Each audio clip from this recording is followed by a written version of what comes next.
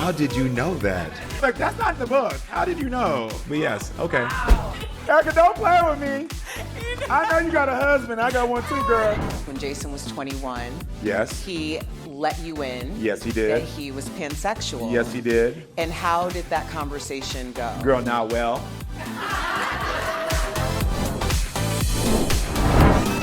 Welcome to the comeback with my girl Erica Cobb. Let me hear y'all.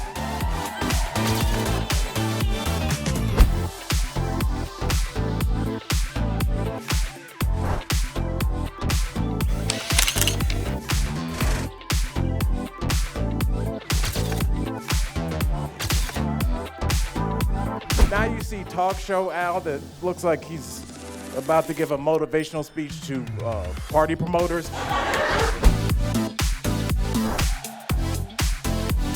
That's fine, a room full of black folks, nobody's got my back, I'll do the joke anyway.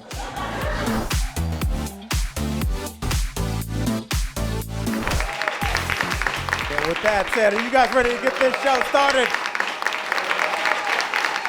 Oh my goodness, one of my favorite people in the world is here.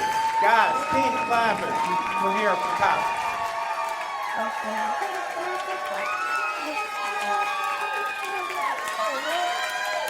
Oh my gosh. I get by with a lot of love, a lot of encouragement, my team, and a lot of help from my friends. And one of those friends is coming on. Karamo! So exciting! I love you.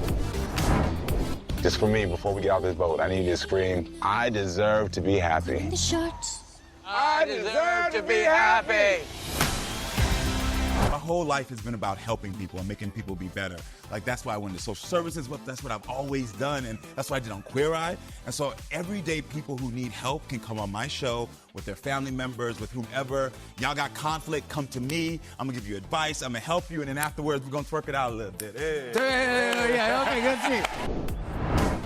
My next Comeback with Erica Cobb live event will be starring Karamo. I'm there. Sign me up. I'm there. Wow. Hi, everybody. My queen, my queen, my queen. Hello, everybody. Thank you for being here. Oh, you look good, girl. You know that's my mama. Is that your mama? Yes. Hey, mama. She flew out with her girls, honey. Yes. Yes, she was like, I'm gonna see Karamo. Yes, hey, mama. We hanging out later? We hanging out later, mama? Okay. Oh, yes. Oh, yes. That's all I needed to hear. Listen, welcome. Thank you. We are so happy to have you in Denver. I'm excited to be here. Yes. I'm going to say what I said to you backstage. I begged Erica to be here because I really did. That little footage on the, have you shown that to them? Yes. I literally begged her because I just got to give you your flowers before we start. I told you I'm a fan of yours. I think your voice is so impactful. What you do and how entertaining you are, but also how poignant you are, how thoughtful you are. And being honest, I don't know another host on television who is that. And it is you. And you already know I root for you, I cheer for you, and that's why I beg to be here, because anything you are doing, I have to be a part of. You're just exceptional. Yes. Thank you. You love her, right? Yes. Yes. No one, I did a post recently about competition versus collaboration because so many people have gone so far away from collaboration. Yes. And for you to, you have done this for me, like you putting your validation and stamp on the things that I'm doing. My validation stamp, girl. Really, it does. You already have the so Lord's validation and stamp. You didn't need mine, okay? This has already been ordained. Well, thank you, thank you. But this is not about me. This is about you and your 20-plus year career, and we are going to get all up into it. And she's not using Botox yet, so the skin is still... Hello? She's not yet, not yet. Hello? Not yet, maybe next year, but not yet. So before we get started on your career, we'd like to do a little Karamo. Okay. This is your life. Work. We found some photos of you, And I'm just curious. Y'all know Yes. I used to be... Oh, okay. Hold on. I was scared because y'all know I used to be a hoe. So, and Mama's here. And I was like, what did y'all find for my FAMU days? Okay, yes. So how old were you in this photo? And what's the first word that comes to mind? So he knew that she was a queen very early on. Yes. And nobody could tell him that he wasn't fly. I love fashion. I've always loved fashion. I like to dress. And my mother never had to pick out my clothes because I'd pick them out from age 4 myself. My gosh. And so I just remember me thinking I was about to be Naomi Campbell or somebody. Yeah. Love that. Love that. All right, how about this one? Oh my God. These are not my Instagram. Where'd you get this? My team. What the devil team? works hard, but my team works harder Yes, than they me, do. okay? What kind of student were you? Because just so people know, Yes. Karamo's name actually means educated rebel. Yes, it does. Talk about ordained. Okay, yeah, Daddy did that. My father's a Rastafarian, and he wanted all of his children to have names that had meaning. And I lived up to it. I said, I'm going to be smart, and I'm going to be rebellious as hell. But I was actually an excellent student. I was not somebody who ever got in trouble because I used my charm to get what I needed, so I didn't have to I'm probably gonna talk about this later, but in high school I was a peer counselor, which led me into going into social work and psychotherapy. And the only reason I was a peer counselor is because I could get out of class. You could get 4 lunches, and also I was nosy as hell, and you get everybody business. Yeah. I was like, so I could be out of class for a whole, basically half the day and get everybody business? Sure, sign me up. Yeah. And so he was that type of student. He knew how to do what he needs to do to have his fun, but also always got the grades. Love that. Yeah. We have one more.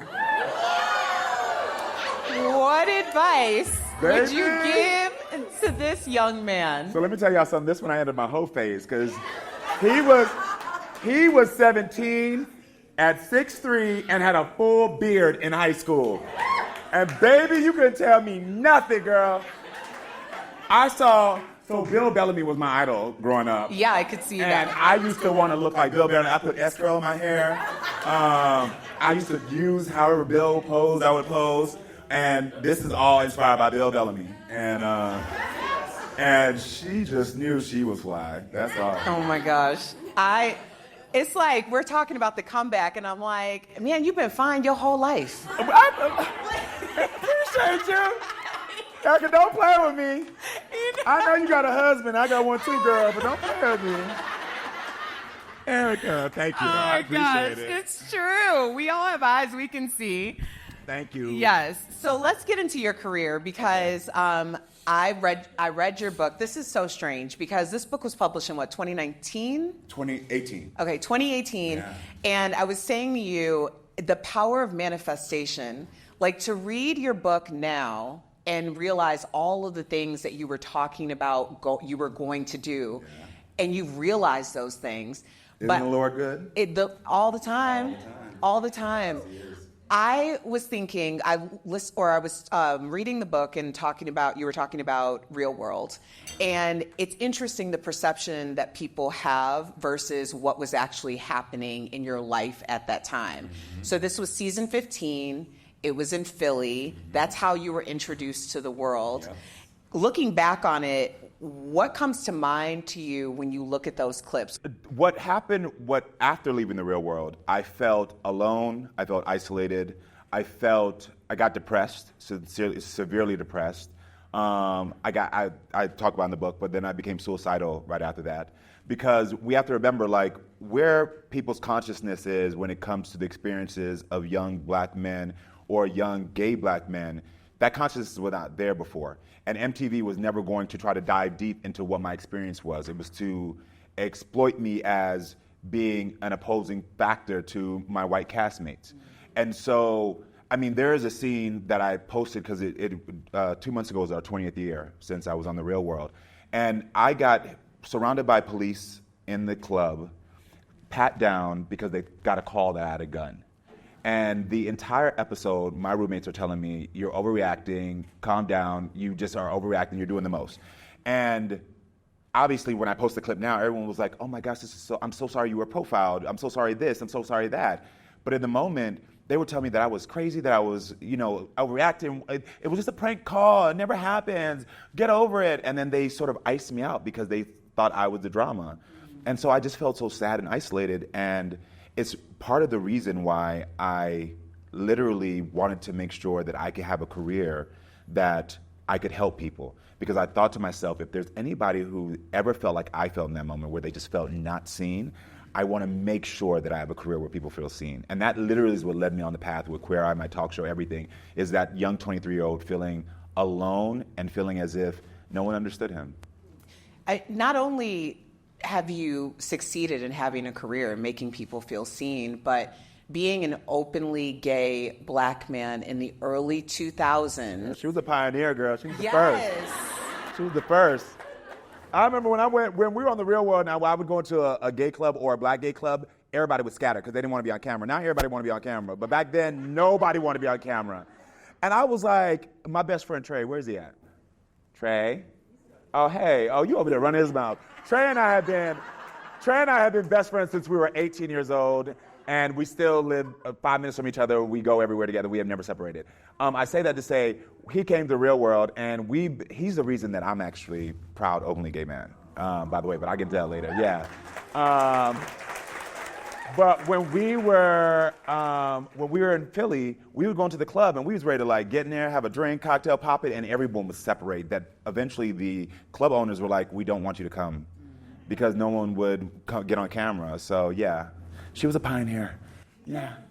Looking back on it, because watching those clips, and I just want to circle back because when people were saying you were the drama because you were profiled, and it's interesting now how people have the language, and because of the amplification of people like yourself and being a pioneer, more people have an understanding and a language of things that don't affect them. Yeah. Like, it's almost like the catalyst to empathy, which we hope that everyone has, but we know a lot of people don't. Yeah. In hindsight, would you have done anything differently while you were on Real World? I wouldn't have, because I do not believe in regrets. I'm a big believer that every moment in my life is a moment of growth that I needed. It's something that I needed to understand about myself. So that I could also not only apply it to me, but also help other people. One of the reasons I'm so transparent about my story is because I understand that all of us in here are going through some similarities. I mean, if I just spent 1 minute, I could find a group of y'all that all have an insecurity or not feeling self-worth, having problems with family. I mean, we could be there, but some reason we don't talk about it. So I wouldn't change anything because I needed that so that I could be transparent. But I will say to your conversation about being the one who has to be that catalyst to give people the language, it gets lonely because, I mean, I watch you on even DBL, which I love, but okay, give it up for DBL. I love DBL. I'm part of DBL Nation.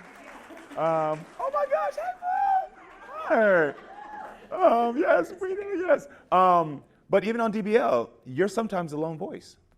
You are the lone voice, teaching, educating, but with empathy. And I see comments, and people say like, oh, she's on a rant. What's she talking about? We see it, and it gets lonely and isolating because you're like, I'm on this hill, and I know that I'm supposed to be here, but because you've been given the patience and the grace, and you understand that this journey is to not only propel you, but you are here for a purpose. It's what I always look at and say, okay, every time something, there's a setback, I got to use this because this is the point where God is like pushing me back so I can soar. Yeah. Yes. No, I appreciate that. First of all, I would just like to thank you for booking Queer Eye because I do believe that you were attached to DBL before DBL was DBL. And had you been on DBL, I just heard that you think this. There wouldn't have been room for me. That's amazing. Look at how God works. Yeah, really? I'm like, thank God for Queer Eye. Okay, so let me just give y'all a thing. So I got cast as the host of one of the hosts of DBL, and on the same day I got cast for DBL, the same day I got the call for Queer Eye. Hallelujah. And I know, okay. And my team was like, hey, we think you should really go with DBL because it's going to be secure, it's going to be a paycheck, it's going to be, 7-year thing. They were like, this Netflix thing, it's a reboot. We don't know if reboots are going to work. We're like, we don't know. They're not putting any money behind it. So, I mean, it's up to you, though. And I was like, I think I'm going to take a chance with this Netflix thing. And look at how God worked. See, this is an action. There's room for all of us. All of us. All of us. Okay. All of us. Yes. I was like saying my little prayers, like, thank you for my mama, my daddy, Karamo on Queer Eye. We're all exactly where we should be. Right? Yes. Right? So let's talk about your personal life, because Okay. obviously you had to face a lot of adversity Yes. when you were one of the original, if not the first black gay man on reality television. Yes. And It was the first. yeah, Yes, the it was first. It's like it was the first. Yes. It's the first. But it wasn't like adversity on that front was new to you, because you faced adversity with your own father. I did. And in the book, and granted this was in 2018, you talked about having a strained relationship with your father.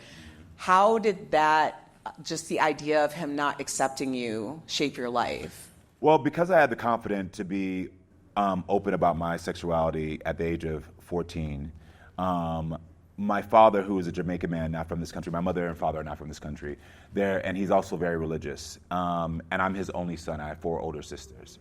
So there was this implication that I was supposed to be a certain type of man in his eyes. And the minute I told him that who I am doesn't match the picture he had, he became violent. Him and my uncles would beat me up all the time. He literally, my 11th and 12th grade year, and I'm not over-exaggerating, we lived together because my sisters were in college. My parents were divorced. He made me live with him because he was going to make me straight and make me a man. But because I was rebellious against what he was trying to do, and I was like, I'm going to live my truth, he would literally spend months walking by me in the house, not talking to me. And I want you to imagine like being in high school and you're coming home, I can't talk to you about what I'm experiencing, my schoolwork, my grades, help I need. The only thing he would do is put lunch money on the table so I would know, and he would just not talk to me. And it was devastating. It was devastating because, again, I felt lonely, I felt isolated, and I'm thinking to myself, like, how could this man say that if I just did this one thing, he would love me, and something that I just knew I could not do, you know what I mean? And so it was very, very, very, very hard. But once I graduated, I told myself that I would never, ever, ever treat anybody the way he treated me. So I used seeing how he reacted to my truth to make sure that I always reacted to everyone else's truth with empathy, with caring, and gave people space. And so I'm appreciative of him now for doing that, because it's what gave me the ability to say, you know what, I see you. There's space for what you need and what you got going on. And I might not have had that if he wasn't like that. Yeah. I will tell you this, we didn't talk for, 18 years, something like that. And I have a child, one biological, one adopted. I'll get to that story later, girl. I told you she was a hoe back in the day. Y'all saw the high school picture? Now y'all know why? Anyway, we'll get to it. I told him when I found out I was a father that he could be a grandfather. My only rule is that he could not talk negatively about me or my community to my son. And I said, if you do it once, I'm going to remove the relationship. And he did not. And then he was able to see my son become a grandfather. And then him seeing how happy and loved and successful they were. In 2019, I think it was it 2019? Oh yeah, I had to take the trade. Because my memory is gone. He wrote me a letter apologizing and saying, I'm so sorry. He's like, I understand now that what I was doing and how I treated you was so wrong. And he put his number in it. I picked up the phone and I called him and I said, you're forgiven. And now he comes to the house all the time. Because for me, I stopped holding on to any hate or any bias a long time ago, because I realized that don't serve me. Like, right. I even don't walk through life angry, girl. You got about 2 steps before I'm like, oh, I forgot about that girl. Because that type of holding on to that is that's why I told you she don't got Botox yet, because I'm not holding on to any of that. And I hope this could be a lesson for y'all in here that have these moments in your life that you hold on to and you're upset and the other person don't even know you're upset. or you're upset about something at work or something your sister did, your mother did, and it's only hurting you. It's only taking down your mental health, your emotional well-being, your physical health. And so the best thing I learned is to let it go. And when you do that, you realize how easy it is for you to forgive and continue to keep growing. And so we have a great relationship now. Well, Karamo, I mean, your heart is what walks through the door before you do. Oh, appreciate it. But not all of us have that type of heart. We really don't. I mean, so when you're betrayed and you're really feeling some type of way about it, how do you start that process of forgiving? Because it has to come from within first. Like, you have to make that decision. So what I know to be true is that I came into this world alone. Yes, my mother was there to hold me. Yes, there was doctors around. But when I am in bed, when I'm in the shower, I'm by myself. And so the most important relationship to me, which we don't really teach enough as to adolescents, is the your self relationship. And so I was able to learn very early on when I was that peer counselor, because of the great guidance counselor I had that I was under, that self-love, self-respect, self-worth were the most important things. And so my patience and my heart comes from, again, like I said, holding on to things hurts me. It hurts me. The grudge that I would have had for my father would have never hurt him. It would have never. I would have been walking around angry, pissed, upset, and then he would have been fine, eating his curry goat, good. You know what I mean? And I'm like, so when you start to put things in perspective of what is it doing to me? Because I'm going to bed with myself, I am showering myself, I'm driving in that car by myself, so why am I going to hurt myself? Would I run off a bridge to make the driver in front of me know that I was pissed that they cut me off? No, I'm not. Yeah. Would I shoot myself in the foot because somebody in front of me was walking slow? No, I'm not doing it. And so the reason that I'm able to have that forgiveness and also try to teach that patience for other people is because you deserve to have that for yourself. Every single one of you. You deserve to be home and know that you don't have to worry about anybody else because it's you. It's just you. And whatever grudge you're holding or anger you're holding, I promise you the person you're holding it against don't even know. And if they do, they still walking around unbothered. Yeah. Because they're still getting up, going to work, living their life. So let it go for yourself. And I understand that's a harder challenge, but it is a practice that I learned to do daily. And so early on, when I was in high school, when I learned from this guidance counselor how to start practicing this, in the beginnings, it would be like, I would go to somebody and I'd say, I got to let this go. That was all my thing. Trey was that person for the longest. He still is, but not too much. But the first step was, I got to let it out, because the more we keep it in, it festers, it becomes bigger, it spirals, it rolls. So I realized letting it out takes the breath out of it. It takes the truth out of it. It takes the whole secrecy of it in your head. So I would always say, oh, you know what, I'm so pissed at somebody. And then after you say it out loud, and if you have a friend who's just going to be an empathetic listener, who's not going to try to feed into your hate, because y'all got to watch the people in your life, because people will try to feed into your hate. And you'll think it's cute because y'all gossiping, but girl, they're really trying to help you not practice the self-love and worth you have. Y'all need to understand that. Because if a friend or a family member comes to me and they are hurting about something, I'm not going to feed into their hurt by saying, tell me more. Oh, that bitch did what? Because all you're doing is keeping me trapped in that feeling instead of helping me to realize, well, how are you? How can you grow through this? And so once I would say it out loud, that was the first step. And then later I got to a point where I'd do that daily. And then I would just get to the point where I'd write down, let go, let go, let go. And I would do that every night when I got home. I would just write down all the things that was on my mind. I would say, let go, let go, let go. And baby, I used to sleep peacefully. I still sleep peacefully. So I just give you those two small tips to say, there is a practice to it, but every one of us can achieve it. This wasn't even a question I was going to ask, but just going through this entire part of your life and your words to us, it really brought me back to the part in your book where you talked about going to church and how much you loved church. Oh, I love church. And I thought I heard you talk about God so much. Yeah. That, God is love, and even though you were othered in the church, you still felt that way. But I thought it was so important when you were having the conversation about your father, because, there might be people in this room, and I know there's people all over our communities who have come out and their parents are unaccepting of them, and even as children.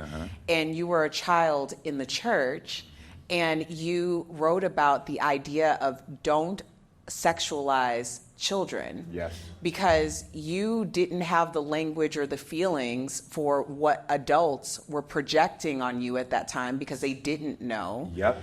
And I thought that was so important. Can you speak more to that? Oh, yeah. So growing up in the black church, I love going to church because I just love having a relationship with a higher being. I learned early on in science that energy can either be created or destroyed. And so that always fascinated me. And I was like, so there's an energy there that I can tap into and like communicate with that I call God. And that made me fall in love with church. And also I loved the music. I loved camaraderie. I loved everything about it. But my church was, like I said, you saw the photos, girl. She was posed up in a polo. They knew. And they were it was very hard because they would always make me feel other. They would say things to me. They'd pray over me. I remember when we went to this, we had this African church come to our home church for like a week to, whatever, work with our pastor. And I remember the African pastor was like, doing things over me because he was like, you have the devil in you. You have it in you. You have to get it out. And I was thinking to myself, girl, I don't have no devil in me, girl. Like, I ain't got in trouble once in my life. What is wrong with you? But I just did not let that falter my relationship with the Lord because I just understood that the only thing, these Bibles that we have, that I still read, and I'm actually pretty well versed in because I use them. Yes, you are. I use Don't go toe to toe with him. with the Bible. Child. I will come with you because I've read them all, and studied them all because I want to really make sure I understand. Because people love to get a line or a chapter and say that's what it meant and not read the whole context. But anyway. And so the one thing I realized is that these books are written by, it says version, King James Version. So I'm like, so I'm reading your version of what you thought was right or wrong. But what I'm being taught is that God is love and he is empathetic and he is all these things. And so that's what kept me in the church and kept my faith strong. And many people in the LGBT community was like, give it up. The church don't want you. And I said, the church might not want me, but my Lord wants me. And I know that I'm here for a purpose. And so, I've always, to go back to your sexualization, in that church, I was also sexualized. And I don't mean like I wasn't touched or anything like that, but I just remember the conversations when I was just playing about, you got a girlfriend? You kissing yet? Why you ain't holding nobody's hand? Why you not doing nothing? I'm like, well, girl, I'm just trying to play with a little basketball right here and have a little Nintendo Mario. And I realized that I was being sexualized by adults very quickly. And I think we all know this. We've all been there where you're like, oh, look at you. That's your wife. That's your husband. And that those things do play a role in the mental development of how a young person sees their sexuality when they become sexualized early. And I think that even though in jest we think it's funny, but we have to watch that because also working in the mental health field, I do understand how early sexualization of young boys, young girls, especially in the Black, Latino communities, it's hurtful. It really is hurtful. And when we look at statistics of teen pregnancies, STDs, it's because of that early exposure to, you're not dating, you ain't got nobody yet, you ain't did this yet. And that was one of the reasons why I ended up having a child at 15. That was going to be my next question. Yes. But can I say something before you ask that question? Yeah. So you said earlier, coming out. So one of the things that I've been working very hard for the past 8 years, and it's starting to catch on now, and GLAAD just picked it up, and they're using it in their dictionary, and I feel very proud. But I don't actually believe in the term coming out. Because if there is a closet that I came out of, I need to know where it is. I'm going to burn it down. It better be a pot of gold in there for the shit I went through. Because the actual act is letting people in. And I think when you say coming out, it gives someone else the power to accept or deny you. When the actual act is saying, I'm letting you in because I respect you and love you. And when you let somebody in, you realize you have the power. Because if think about it, if I'm in my home and I say, look, I have a beautiful home here, come in, and someone says they don't want to, what you gonna do? You're gonna close your door, sit in your air conditioner, and watch your TV. And that's the same thing with me and who I am as a human being. If you don't want to come into the beautifulness that is me, well, that's your loss. And it gave me the power to understand that you cannot reject or deny me. You cannot put me in your heaven or your hell. And so what I'm trying to inspire is to remove that dated language and say, when did you let someone in? And when did you feel that letting them in was appropriate? Because this pressure, also undue pressure that we give to LGBT folks to come out. Girl, I might not like you, auntie. I don't want to tell you my business. I'm not asking you who you sleep with. I'm not asking you who you with. So I got to tell you who I'm with. It's not that I'm ashamed, because I'm very much not ashamed, but you ain't ashamed of what you're doing, and you're not telling me your business, so why do I feel inclined? Also, my straight counterparts, I got all my sisters, none of them had to stand up at the table and say, I'm straight. But I got to do it, and I got to do it again and again and again. No, I'm going to let you in because I have the power to say who I decide to, who knows about me. And so that's language just to share with y'all that I'm working very hard to dismantle and to put something new in. One person that you let in Yes. was Tiffany. Oh, girl, Tiffany, yes. First of all, your relationship with... Tiffany and Stephanie. Did you know that? What? Yeah. Because I didn't write that in my book. That's how I'm trying to figure out how you know. Because you might have got the name wrong. My baby mother's name is Stephanie. Oh, gosh, I'm sorry. No, you Stephanie. but there was, so this is the thing, no, I've never Oh, talked wait about. a minute. No, hold on. Let me tell y'all something. Let me tell you how the Lord just spoke to you, because I've never told this story. Trey knows this story. So at 15 years old, a girl named Tiffany told me she was pregnant. And she was a girl that I slept with right after Stephanie, who is my son's mother.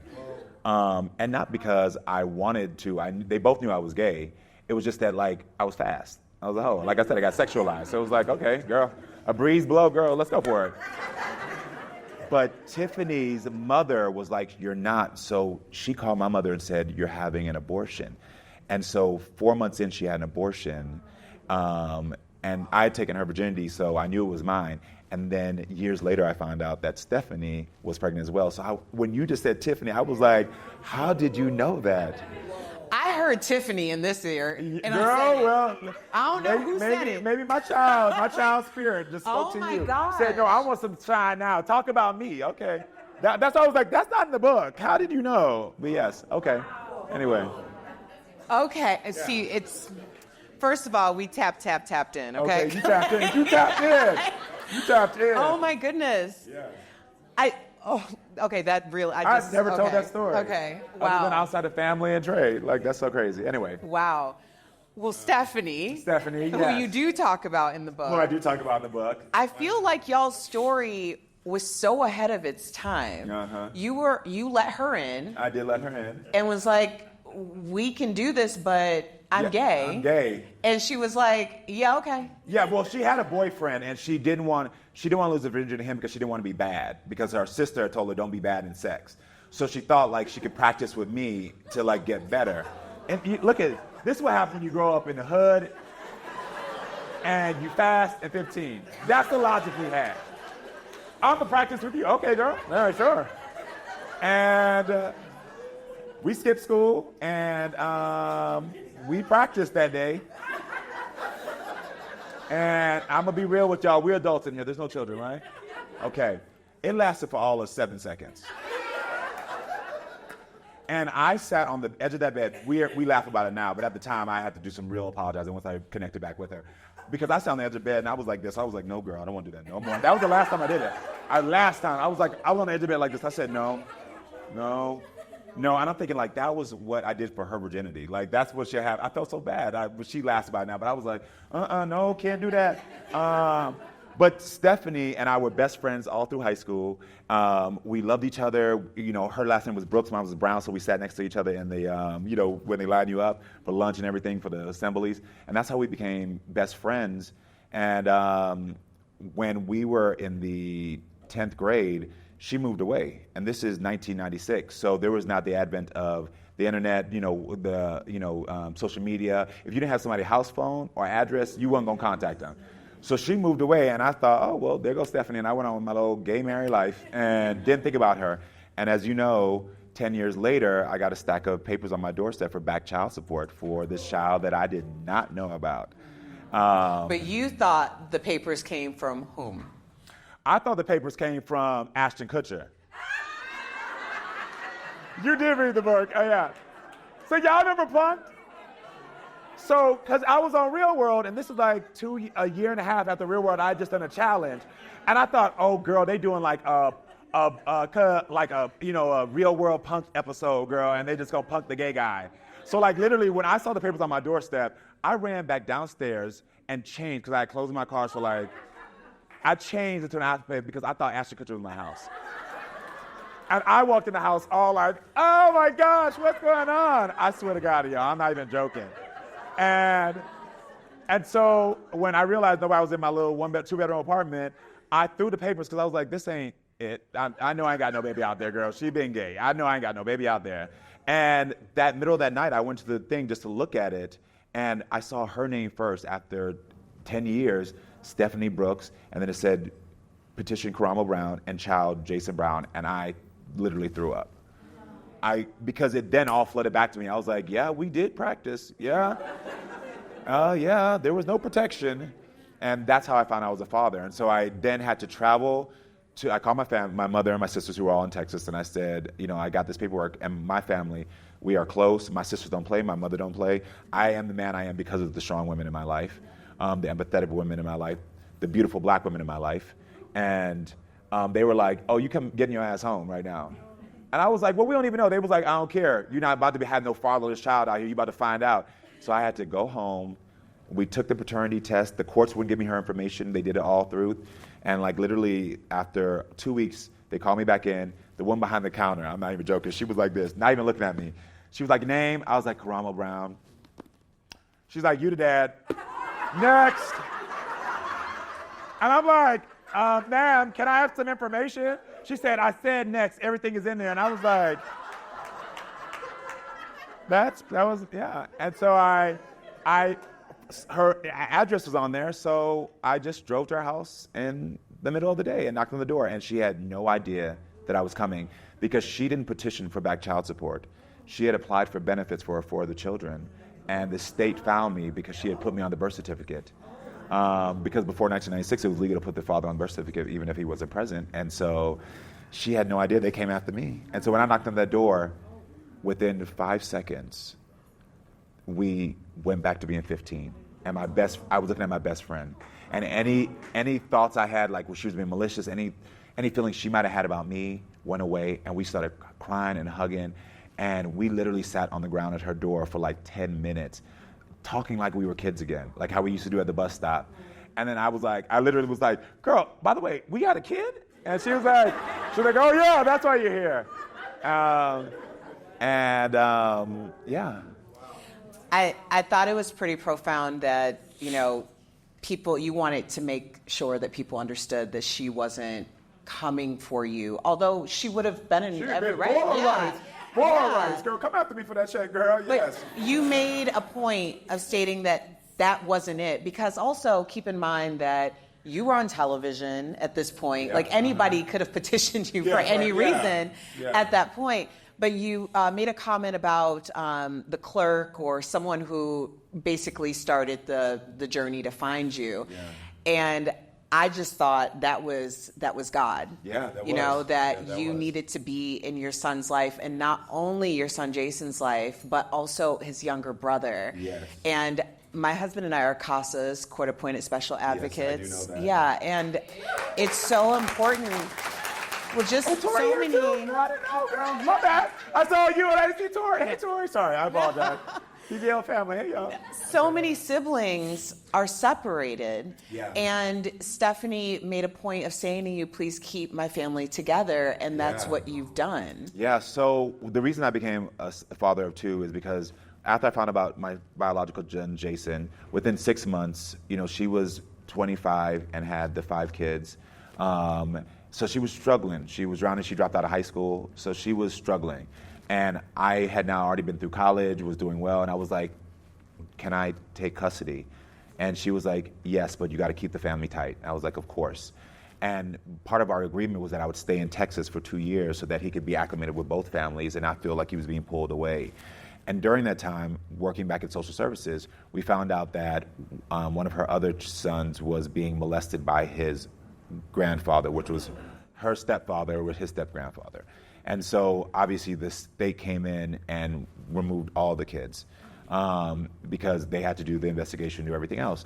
And so I stepped in immediately because I was like, I know the system, I know how to handle this. And I was like, if we keep them in there without a proper placement, then it's going to be bad. So I was like, I petitioned to be his case manager because we had no familiar relations, even though his brother was mine. I still didn't have familiar relations, so they allowed it. And I said he could be temporary placement with me so that the other kids could go back in the house with their mother. And within 4 months of him being with me, he just started flourishing, the bad behavior, everything, because I was taking him to therapy. He was having someone he could talk to. We had a healthy communication household. And I remember I was sitting in bed, and he ran the room before I was taking him to school, and he was like, "Dad," and I was like, "Wow. Oh shit, I got 2 kids.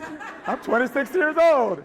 And I literally went to Stephanie that night, and I said, "Hey, Chris is flourishing with me. Would you mind if I adopted him?" And she said, "As long as you keep our family tight." And we have. And yeah, that's how I became a father of 2 by 26. But I'll tell you this, and this is all sincerity. My children saved my life. Because like I said, after the real world, I had suicidal ideations because I just couldn't deal with it. And also I had unprocessed trauma from my father. Even though I had let it go, there was still trauma in my mental health that from the abuse, like actually you punching me and beating me up in the streets, telling me that I was going to die of AIDS and doing things like that. There was those type of traumas that I realized, even though I let you go and I've forgiven, that I still need to deal with the mental health part. This is why therapy works with God, okay? Together, they work. And so what I realized is that when I became a father, it propelled me to getting more help because I didn't want to ever repeat any trauma patterns and do anything that would hurt my sons. And so it made me stop doing drugs. It made me stop, because I was partying. I was like 25, depressed, and was like in LA we used to, on Real World, we used to go to club appearances and they'd pay us $20,000 to get drunk with people. I'm 24 years old, 25 years old. You remember, Trey, we'd come in the hotel and they would give me wads of cash. Cash. I'm like, girl, what am I supposed to do with this? Oh, we're going to get drunk and high, girl. And we spend it on clothes. And so I just, being with them saved my life because I realized I had to be better than my father. I had to learn from his lessons and the trauma I had to be better for them. And I tell, if they didn't come in my life, I don't know if I'd be here today. They literally saved my life. As much as they say I saved their life.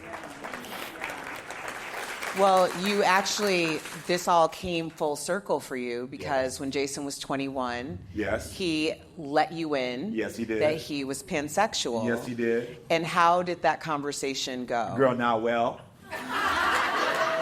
Because the internalized homophobia in me fucking jumped out, sorry.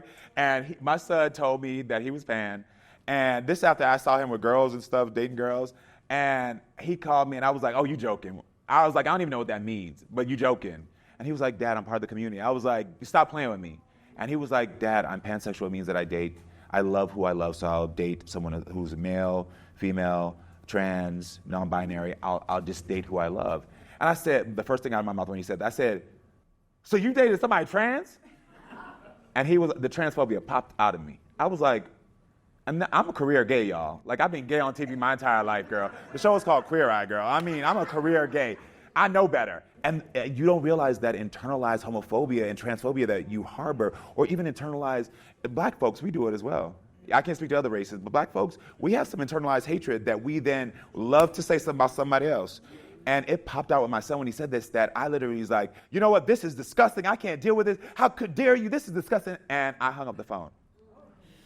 Luckily, it only took me about a minute to get in my right mind, and I picked back up the phone. I was like, "I'm so sorry.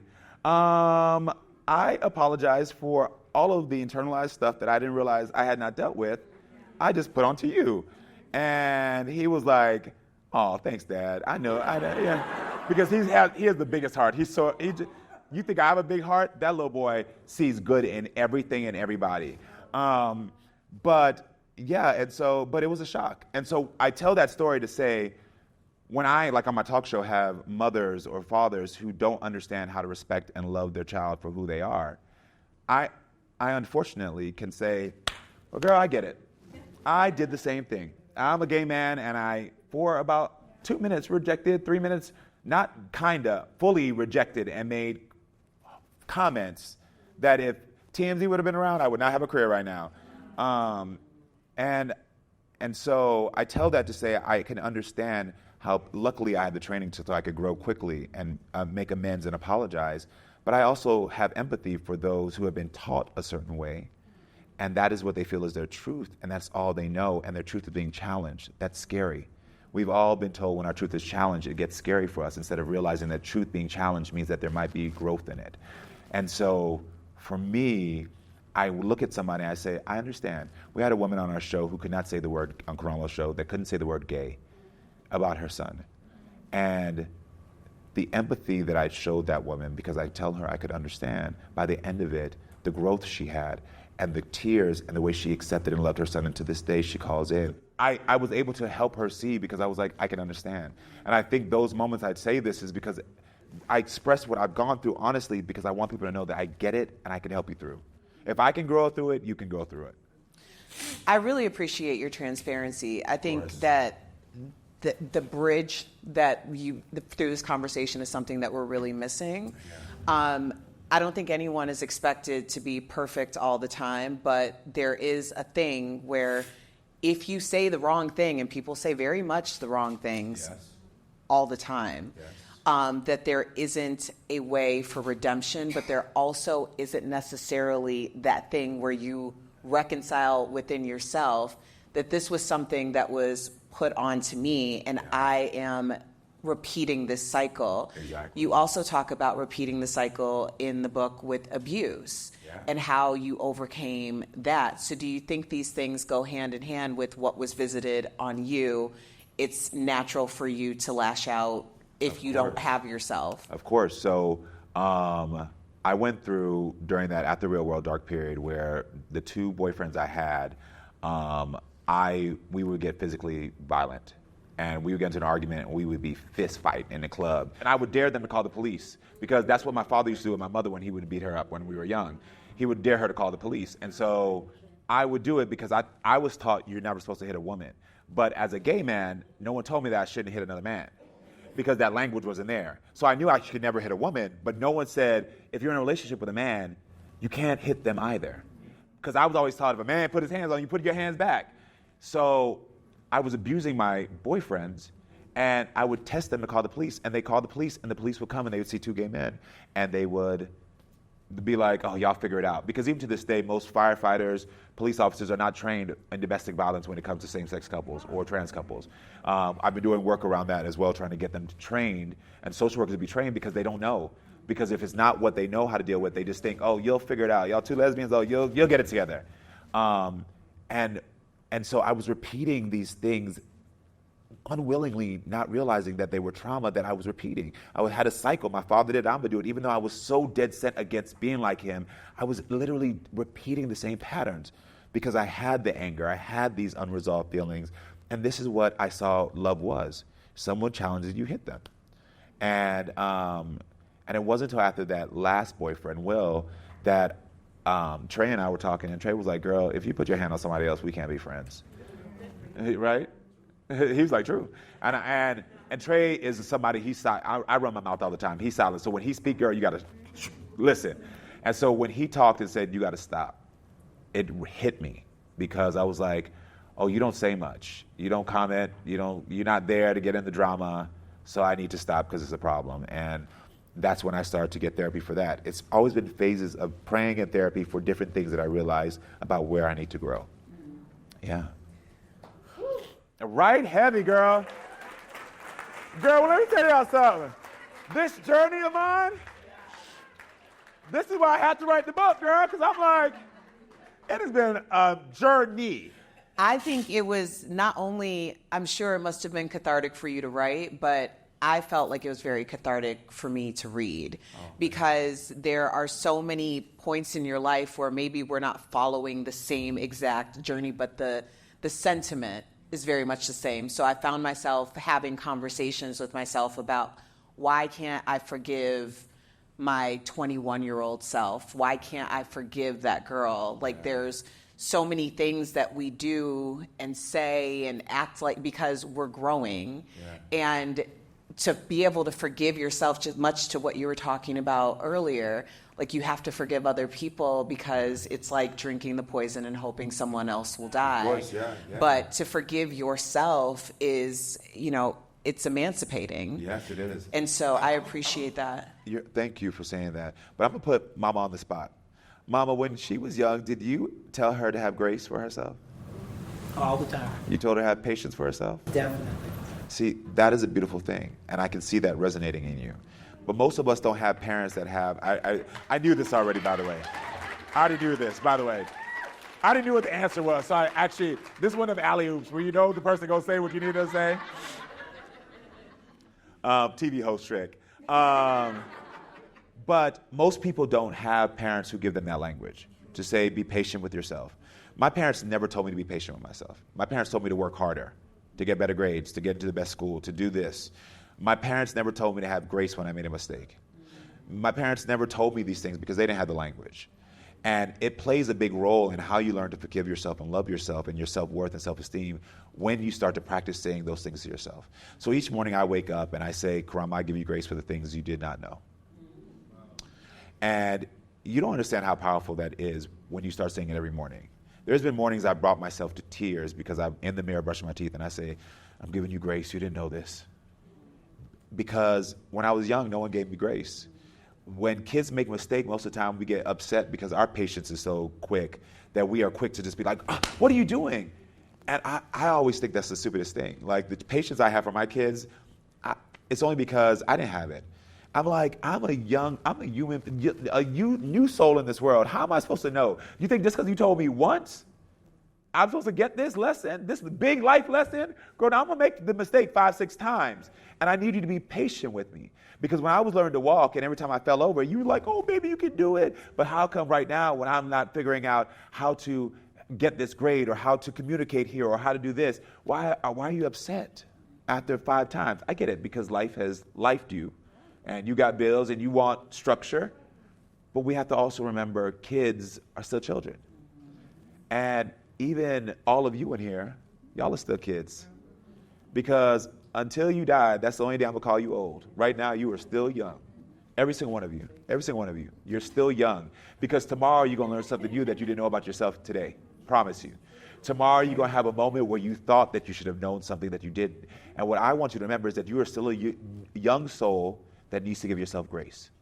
And tell yourself, I didn't know this. When people say, what does it feel like to be this age? I always think that's the stupidest question. Girl, I don't know. I just got here. Ask me in a year. I'll tell you what it felt like. They're like, what does it feel like to be 43? Bitch, I don't know. I just got here. I don't know. Don't know. I don't know. I can tell you what it felt like to be 18 now because I've been through it. But Sure. I don't know this year. Well, I'm about to learn and grow and figure out about myself. Yeah. And I give myself grace because there's going to be mistakes I'm going to make in this year. And waking up every morning and saying, Karamo, I give you grace is powerful. I want you to, I'm going to tell you, I grew up in the black church. I want you to turn to your neighbor and say, neighbor. Y'all can do better than that. I promise you, I will pass around a collection plate and get money.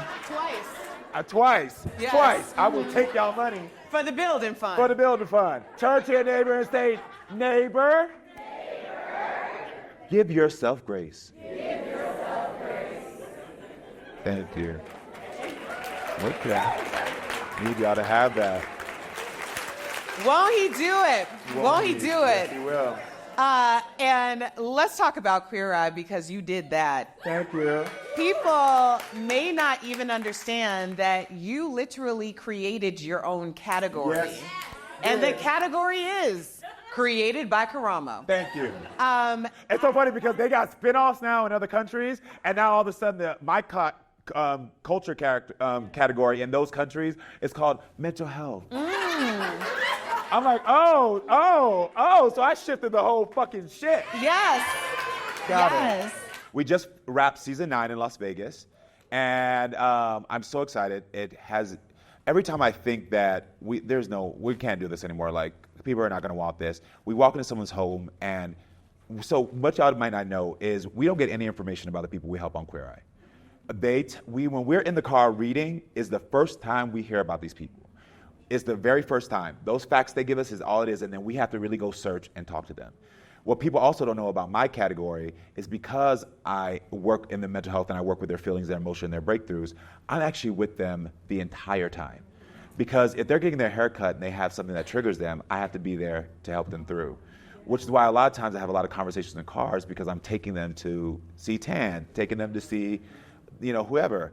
And to give y'all a little backstory, when I found out about Queer Eye audition, can I tell this real quick? Yes. We got time? I was in bed watching Watch What Happens Live, and Carson Kressley was on there, and he was telling Andy Cohen that they were rebooting Queer Eye. And so I was like, what? So I got up the next day and called my agent, who I was just brand new signed with, didn't have nothing but one credit on my name, and had the audacity to call him and say, I need to be on Queer Eye. I need to find this audition. He told me they were already done casting. They had been casting for the past year, and they had already picked their top 30 to do their chemistry test with. Chemistry test where you bring everyone else to see who it is to get your cast.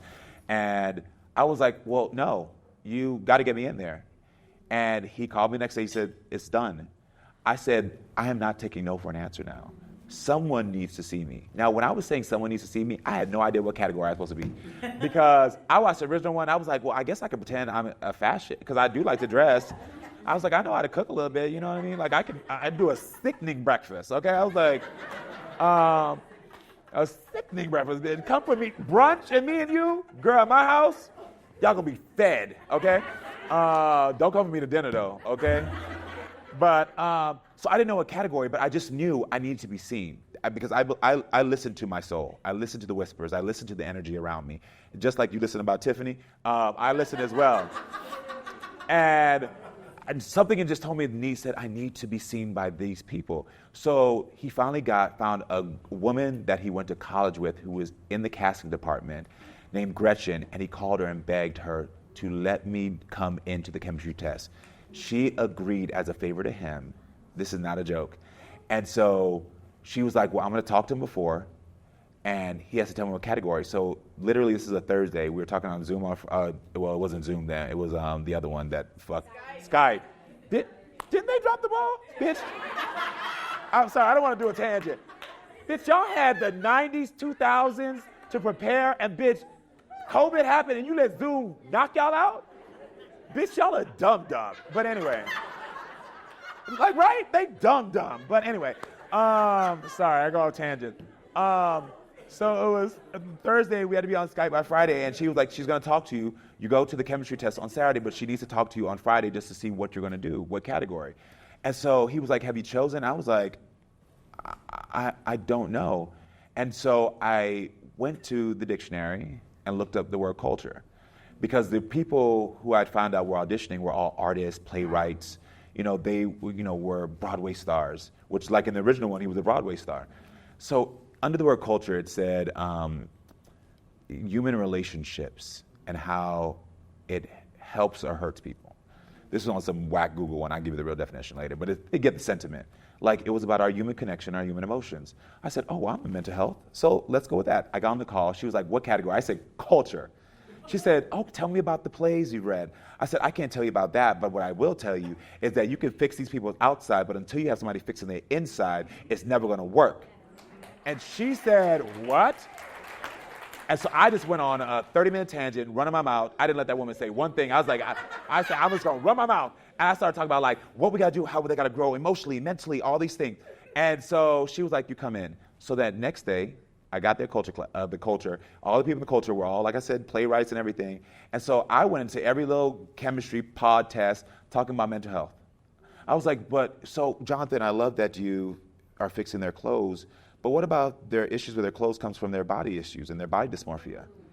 How are we able to help them to understand that their body is beautiful so that no matter what is draped over them, they'll still love themselves?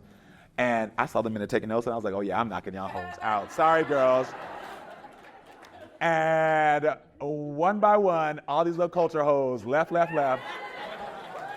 And they actually came in the room and told me, and my castmates had told me, that I was cast first, because they built it around me and the mental health. I love that story. What year was that? This is 2017. 2017. What month? Because DBO. What month? Do you remember? Yeah, it had to be March. Okay. March, April. What month did you get DBL? June. We got yeah. it in June. Oh, yes, because I got the chemistry test was in May, March, but I got the call in June that I got the show. So it was June 2017. Yeah. Yeah. Oh, yes. Yeah. Look at that. Look at our trajectory. Yeah. But hold on, I gotta tell you No, this no, thing. go ahead. So even though they cast me because they like the mental health thing, we shot the first episode on day one, and this is not the creator of the show, David Collins, walked in the room into the trailer where we were at because the hero was crying because we were having an emotional moment. He walked in there and said, "This show is about fun. If you make one more fucking person cry, you're getting fired." I'm not joking. In front of everybody. This is a real story. Now, on the original Queer Eye, most people don't know this, but there was actually a black guy on that cast, and they fired him after the first week. So when he came in there, and I'm the only brother on there, I was like, well, girl, I'm about to get fired, girl, because people are going to have a cry with me. So they were upset. He was pissed off. They didn't fire me, but they let him keep going. And every time I'd have an emotional moment, they would cut it, and they would make me do, like, if y'all go back to season 1, I was putting together websites and poster boards because they would cut out the heartfelt conversation. But you would see the impact of our heartfelt conversation where they would be crying. The show tested, and then it came out, and they changed the slogan to "You're not crying, I'm crying." And it shifted the show to being about tears and empathy. And season 2, we came back, and they were like, so we need more of this. We need more of these tears. I was like, yeah, girl, I know. Bitch. So it wasn't all roses after I got it. They still try to play me in my face, but I stand firm in who I am. I love that. I love how you stuck to who you are. And I think that's the rebellious side. But it's what's missing in so much, especially when we think about social media. Everyone's trying to curate this image of who they think they should be or people want to see. And what we're really resonating with, the real connection is you just being authentically yourself. Amen. And when I read the whole Queer Eye and how you got it, that's when I started bawling. Aww. I started boo-hooing because I was like, this had to have been at the same time, because when DBL was posted, the casting call, I ran into my bedroom. My husband was standing there, and I go, "It's my color purple." Oh my God! It's my color purple. I'm like, they are casting a national talk show in Denver, and I'll be damned if I am not on it. Yes. I'm like, I moved to this city, in 2009? I knew from the moment I moved here that this show was coming to me. Yes. I'm booking my ticket. I booked my plane ticket. I booked 2 nights at the W in Beverly Hills, child. Word. I was like, I am going. And then I just sat there like, okay, but how do I get there? Okay, like yes. And so I'm calling everybody. I got to be on this show. I have to be on this show. And I was one of the last people invited into the chemistry test. The synergy And of when us. I got the call, I remember my manager at the time saying, can you be here? I was like, my flight leaves at 8 p.m. Okay, I'm there. My flight leaves at 8 p.m. Wait, you were the last to get cast. I was one of the last to be invited into. Invited to the thing. Yeah, because no one knew who my manager. no, yeah. Everyone was like, "Who is this girl?" And I'm Yeah. like, "I'm in Denver. I'm a local bitch." I have a YouTube show. It's called Comeback with Erica Cobb." And that seriously was the catalyst, because I didn't have all of the experience that the other hosts had. I was like, I'm a radio girl, and now I'm going to be on TV. Amen. Yes. You knew. I did know. You knew. I know. I got chills listening to that story. Oh my God. That must have been the day you got the call when you were That helping the must have been. children. That must have You were been. helping the children. You got that call, and I was like, here I am. Gosh. Yes. Man. Yes, and here we are. Here we are. Oh my gosh. And again, without knowing this, I've always just radiates with you. And to know now, even more details, the synergy of our stories, it just makes sense of why, I've just always had a respect, love, connection. I mean, I love all of y'all on DBL. I'll be posting about y'all. I love y'all. But, you're my girl. I love you. I love you so much. I love you. Before we get to, thank you. Yes. The love. We do have a few audience members that we've pre-selected to ask questions, but is there anything you would like to share with our audience about your comeback journey or just in general? Yeah. One of the things that I've learned on this journey of accepting and loving my identities is that as I'm walking through life, I can't compare myself to anyone else. One of the things that I heard early on that I repeat all the time is comparison is the thief of joy. I want you to turn to your neighbor and say, neighbor. Oh, a collection plate. One more time. Turn to your neighbor and say, neighbor. Comparison is the thief of your joy.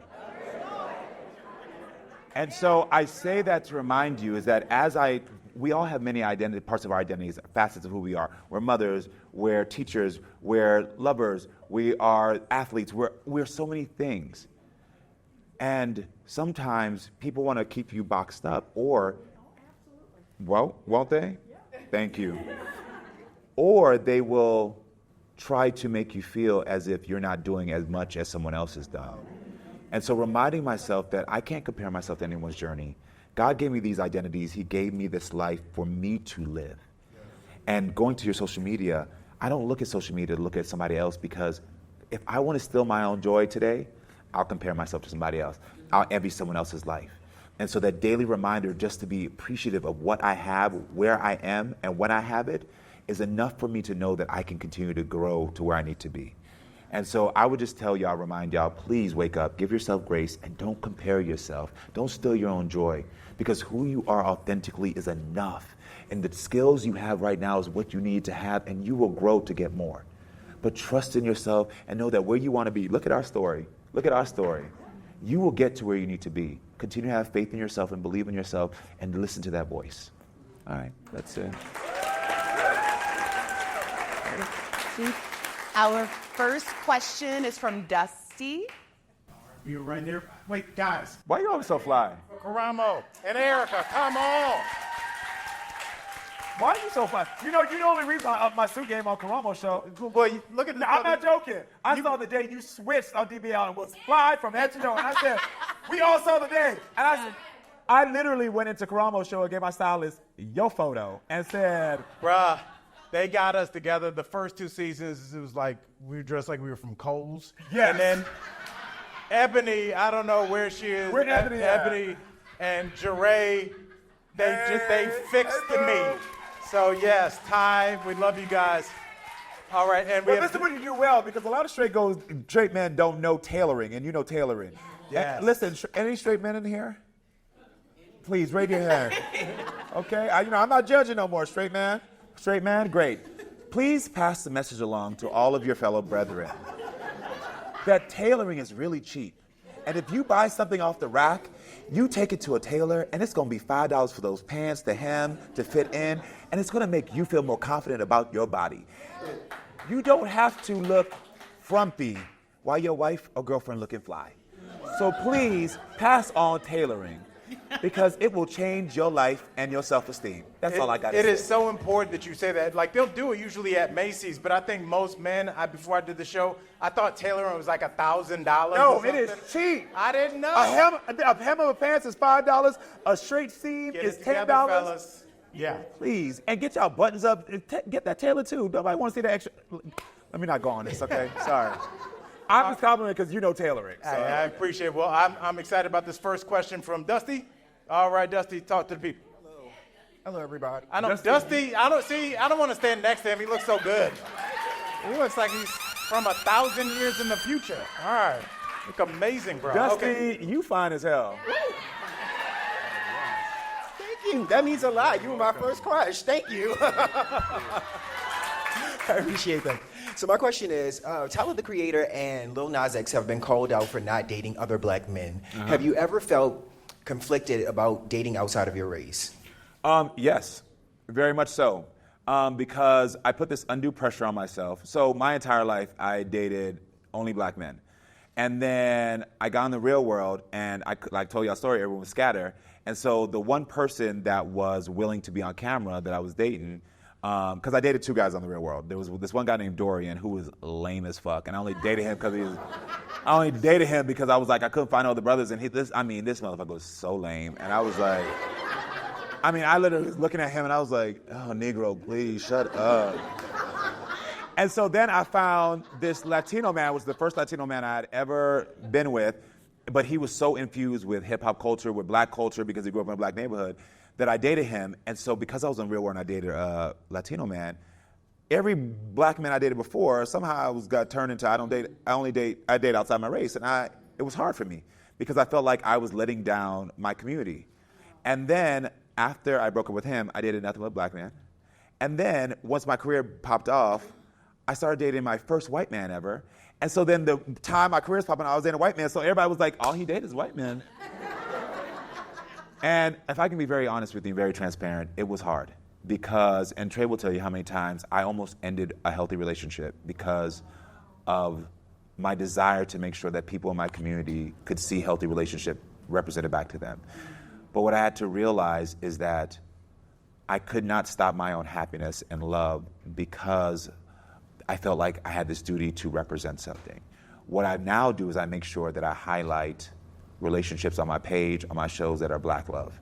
And I do that because I still want to give them the platform, but it did hurt me for a long time. I mean, you're in an interracial relationship. You felt like we could start getting called like all of a sudden like dating somebody outside your race makes you not Black. Girl, he don't erase nothing.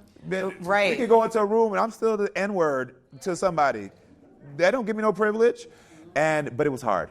And I want more representation for Black gay men, to see more Black gay men with Black gay men. I do want that. And are those relationships.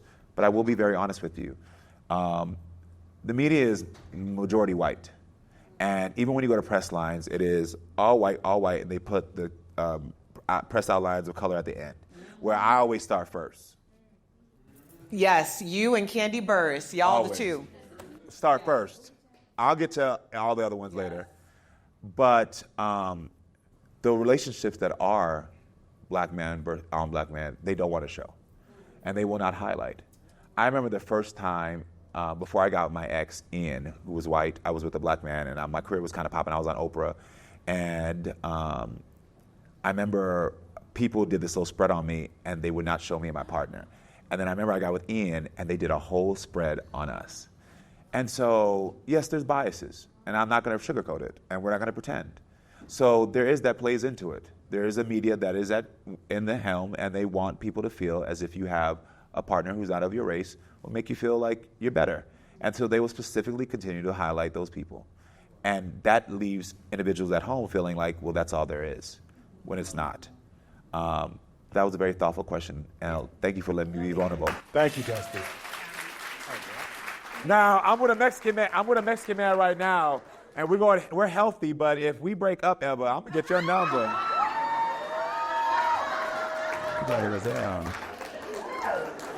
And on that note, Brenna. I told you I used to be a hoe. It's still in there somewhere. I used to be a hoe. We was talking about how fine you are. Okay. Oh, thank you. You fine too. Come on. Yes, mama. Thank you. Well, I received that. Amen. So I want to talk about that day you were on the stoop with Stephanie. Not Tiffany, but Stephanie. Yes, because you talked about going back to 15, but how did you initially feel knowing that you became a father? Like in a minute, it was like, hello. Well, in the moment when I got the paperwork, I actually hated her. Okay. It wasn't until I saw her that we turned 15 years old. When I got that paperwork and I had to go back to Texas, I didn't want to go back to Texas. I'm like, Black gay man. I did not want to. I got out there for a reason. I was like, girl, bye. I'm not coming back here. I was like, well, why the fuck would you do this? Why would you fucking come after me for money? Because I didn't have the backstory. So I created all this story in my mind about who she was. I was like, this bitch, she see me out real world. She think I got money. Bitch, I ain't got no money, bitch. I'm going to show you, bitch. I ain't got shit. This is the dialogue I was saying to myself as I'm on my way there. As I'm taking this test, I don't want to make y'all think like I was like altruistic, like, oh my gosh, I can't wait to see. I was cussing her ass out every step of the way. All the way to the stoop. Ironically, my son's name, this is a fun story. My son's name is Jason, I read it in the book. My son's name is Jason Rashad, and I clearly wasn't there to name him. But in college, my whole name, my sneaky leak name, was Jason Rain. Y'all didn't have a sneaky link? Y'all didn't have sneaky link leg? You had a sneaky link leg, girl. Yes, your name was Sheila when you went to the club. You know you went to the club and somebody called you.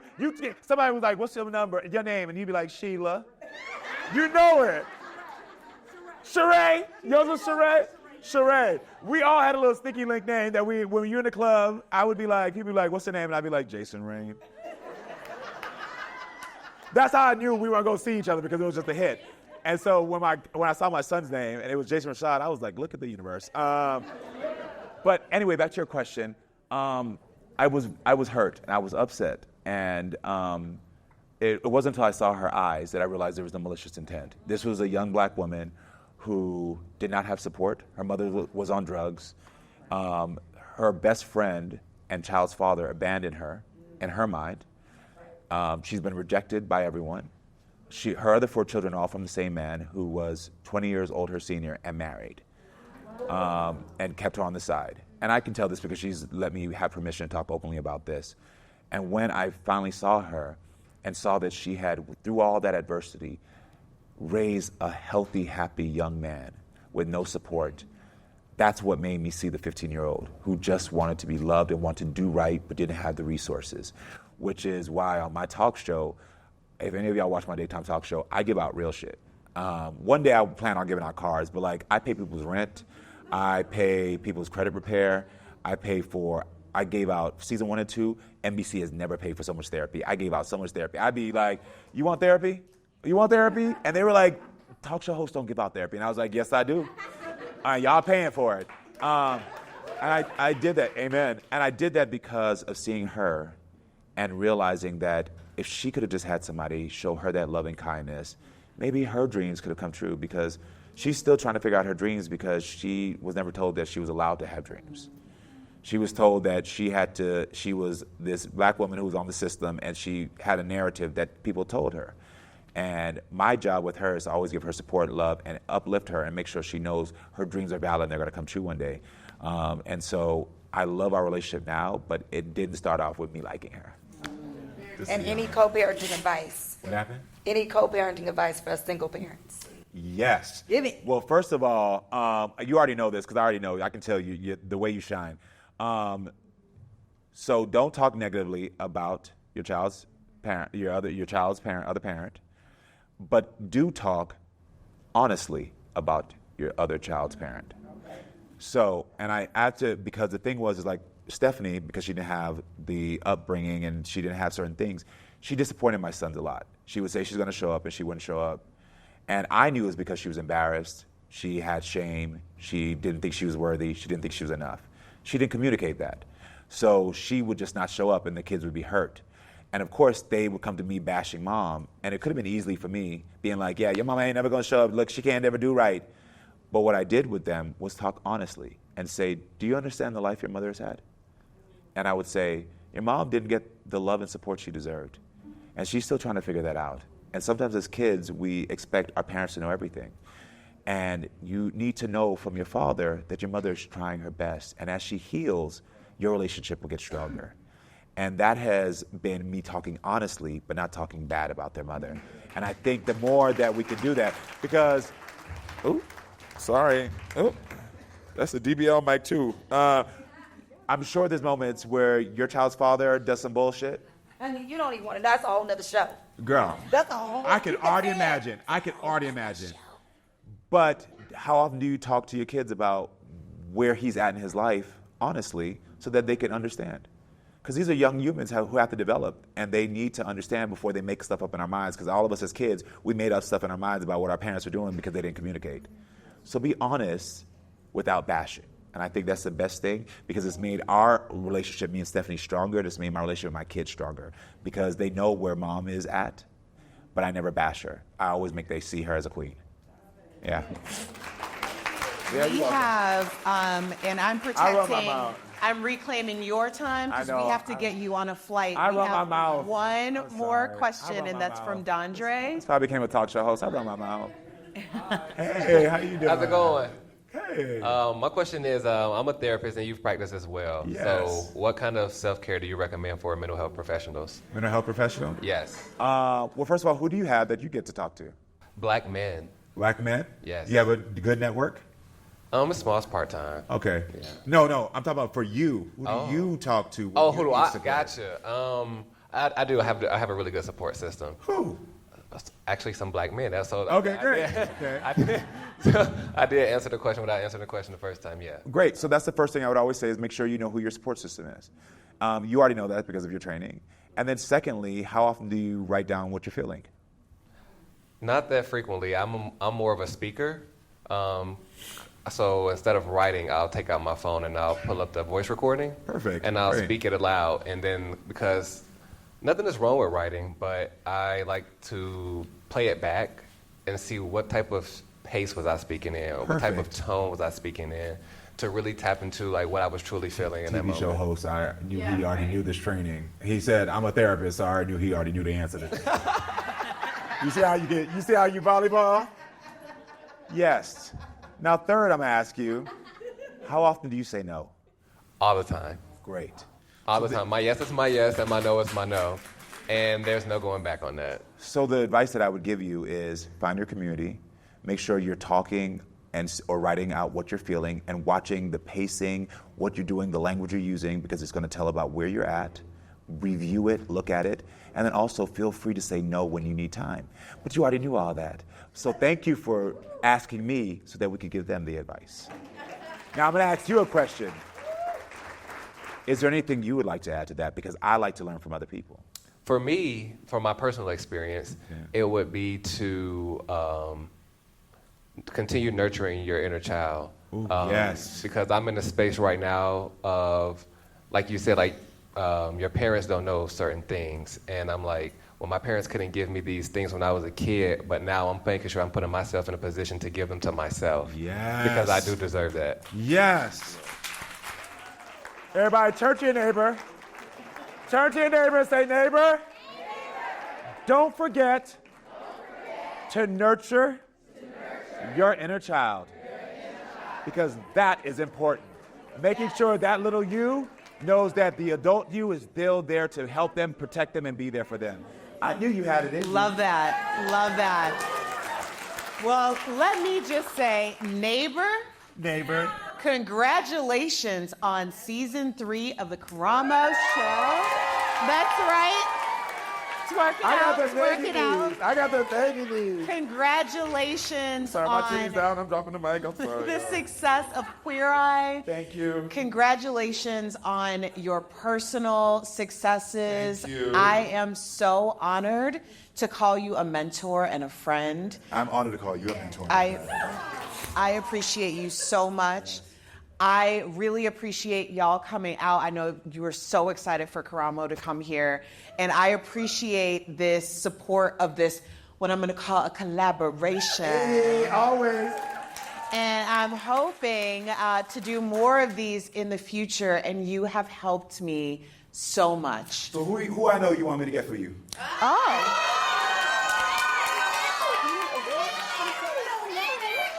Girl, because I know people.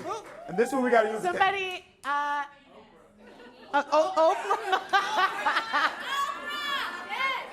Well, I'm close friends with Gail. We could probably get Gail here. Venus? Serena? Okay, we go. Who you want? You gonna give me Serena Williams? You want Serena Williams? Yeah.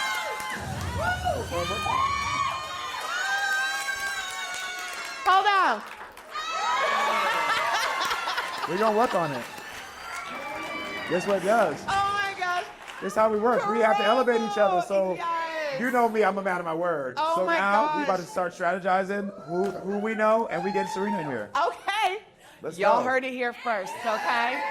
And a Serena trip, I think Gail's a great second option. Yes. Because I actually I don't know Serena. I got Gail's number. Okay. And I know Gail knows who you are. So I know. Oh, she does? In a good way? I hope in a good way. Yes. Gail is very informed on every black. Gail is very informed on any young black talent. And she pushes and wants us to be successful. She knows all of us and studies us. Oh, okay. I hope I didn't do anything to disappoint Gail. You did. Auntie Gail love you. Okay. But we're going to work on Serena. Okay. All right. Karamo, Serena. thank you so much. I love you so much. I appreciate you guys coming out to support. Again, you can support this venture, and we'll have Serena soon. So just buy some merch. Buy some merch so Erica can get some shoebox money to make this event happen again, okay? Any parting words? God said, "We're more than two gather in his name, it shall be done." And we have gathered to say that you will continue to be successful, and Serena will be here next year.